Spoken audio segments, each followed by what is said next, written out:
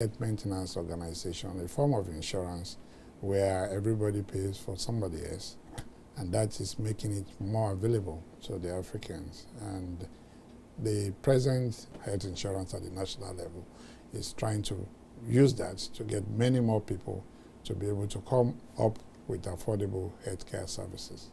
So it's becoming more affordable? It's becoming more affordable through the healthcare system of insurance. Does Reddington see a healthier Africa in the near future? Yes, I can foresee a healthier, Africa in the near future if this health insurance scheme is being embraced, as it were, by all. Then healthcare becomes more affordable, and the population that will key in will be quite a number. Dr. Lawani, thank you very much for your time.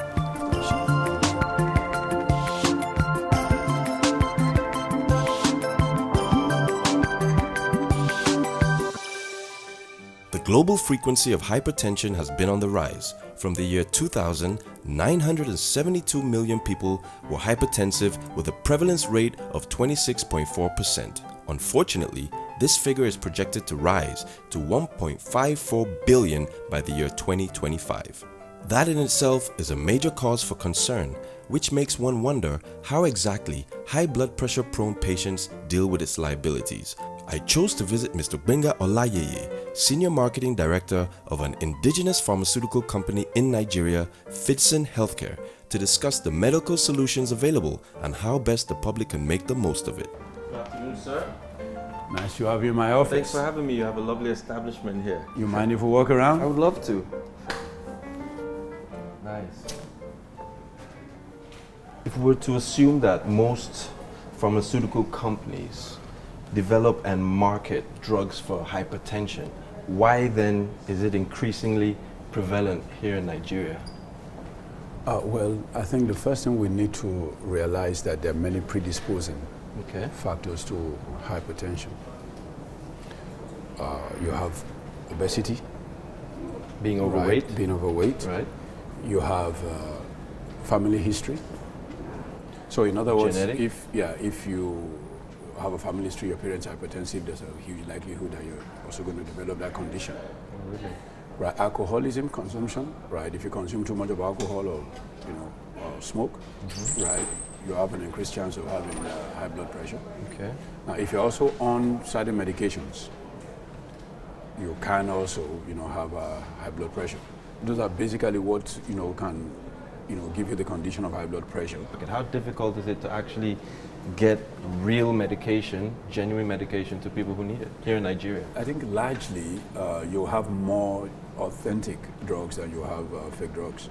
If you go to proper pharmacies, right, to purchase your drugs, you're assured because they get it from the genuine manufacturers and importers. But if you patronize quacks, or backdoor, drug outlets. The street vendor who's just like vendor, by the bus stop with 100 pills on his tray. Then you'll stand a very huge chance, of getting the counterfeit or substandard drugs. Let's assume somebody watching now, doesn't know they have, hypertension or, high blood pressure.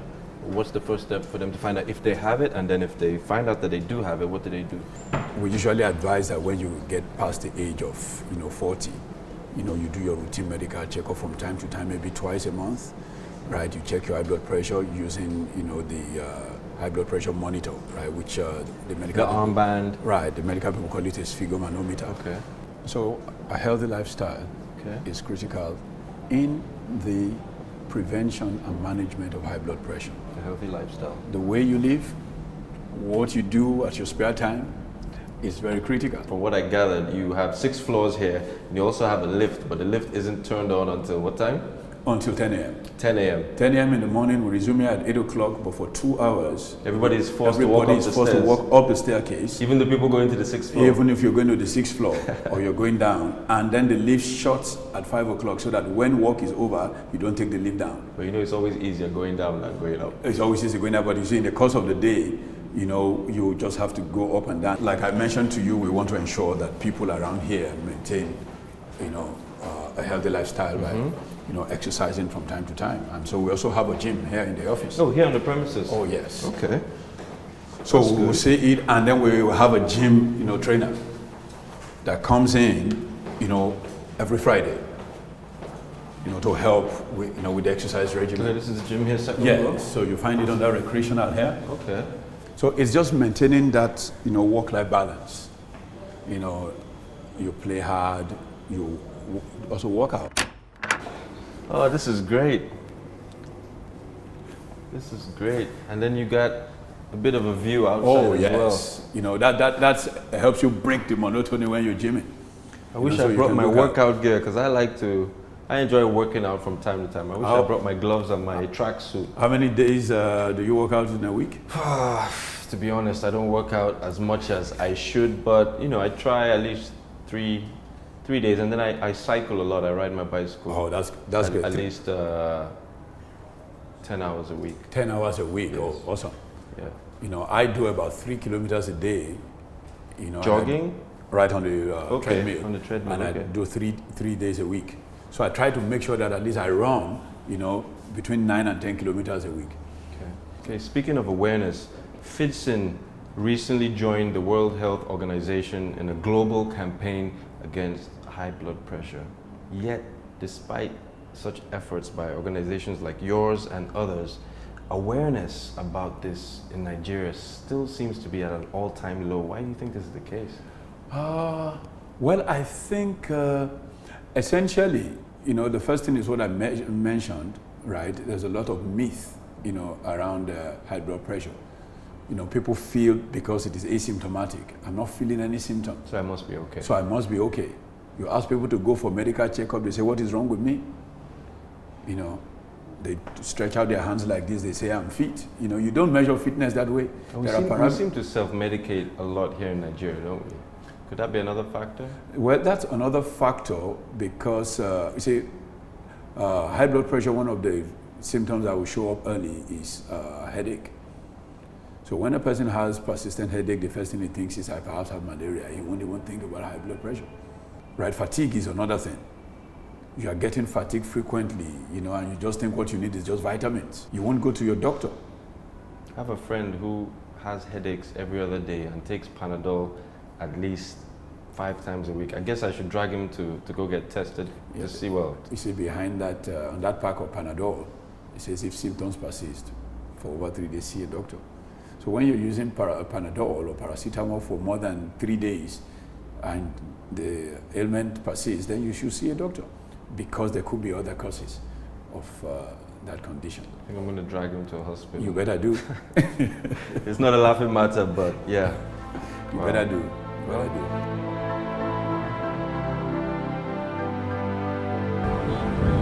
Now, the prevalence of high blood pressure seems to be quite high in low-income countries in Africa, with about 40% of adults in many African countries actually being affected. Could this be due to stress, as in would this be stress-induced or just poor dietary habits? I think it's a combination of both. Really? Urban migration has brought with its attendant stress, you know, issues, right? Traffic stress, work-related stress, and all kinds, and all sorts. And then you also have the poor eating habit, right? You find the people at the lower, you know, income level, you know, eating more, you know, of red meat, foods with a high level of really oily food. Oily food, you know, and this is quite damaging to the cardiovascular system. So I think it's a combination of both. Mr. Olaye, thank you very much for your time, sir. My pleasure. You have a wonderful view of Lagos, by the way.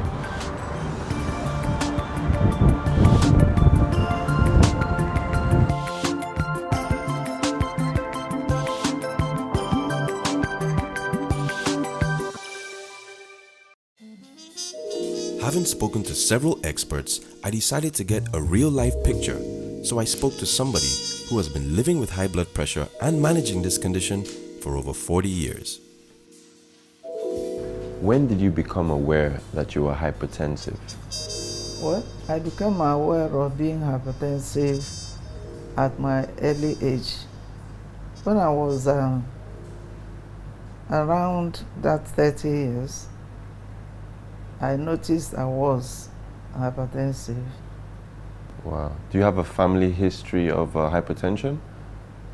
Well, we have that family history of being of hypertension, and it runs in the family. Really? Yes, it runs in the family, and actually there's nothing we can do about it, because we notice that almost everybody in the family goes through it. So how do you cope on a day-to-day basis with high blood pressure? Well, we cope with it. You take your drugs. That's the most important thing. Once you notice you are hypertensive, you should be taking your drugs regularly. And these drugs are not the same.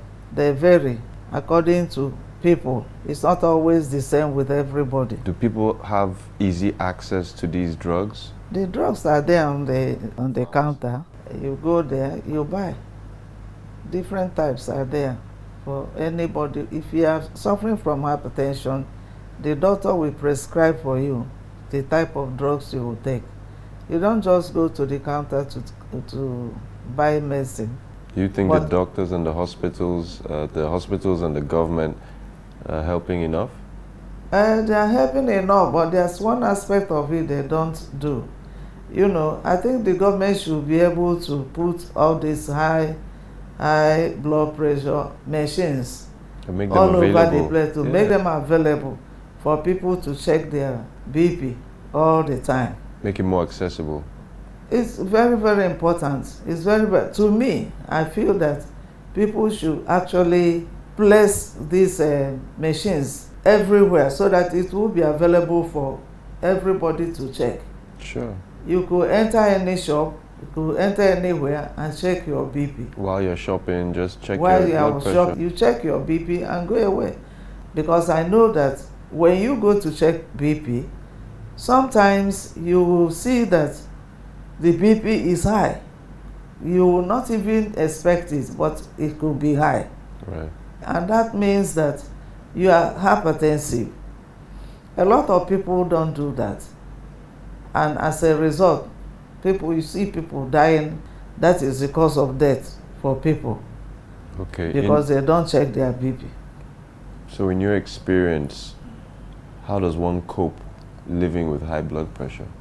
When you're hypertensive, you start taking your drugs regularly so that it doesn't go high. But check so that it doesn't go low again. So it could become a low pressure. Hypertension is not something to joke with. It's always good for people to know it, and then you take treatment. Low blood pressure is also bad. It kills. If it is too low, the doctor knows what to do about it. Having gone through it for so many years, as you're looking at me, I'm over 70 and I'm still living with it. I got this thing. I had it when I was 30 years. Over 40 years ago?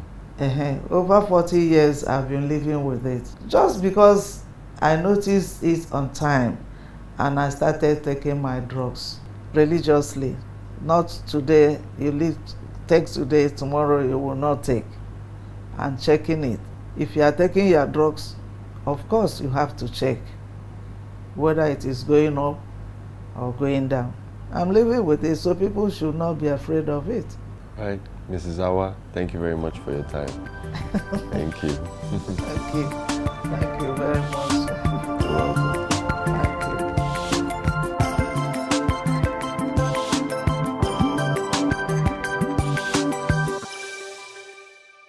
It is fast becoming clear to everyone that in Africa, infectious diseases have taken the attention away from our health managers and even the people themselves, leaving them open to the fatal claws of non-communicable silent killers like hypertension, which experts have said affects 4 in every 5 adults. However, such alarming statistics should not serve to create panic. Instead, it should serve to incite action. And act we should, because as healthcare professionals have shown us, with the right lifestyle changes such as working out regularly, a reduced salt and alcohol intake, a low-calorie and cholesterol diet, coupled with regular blood pressure checks, we can win this war against a silent enemy that threatens our collective existence as a people, nation, and continent. I'm James Layode. And until next episode on Channel Discovery, reminding you to live well, eat right, and remember, always check your blood pressure.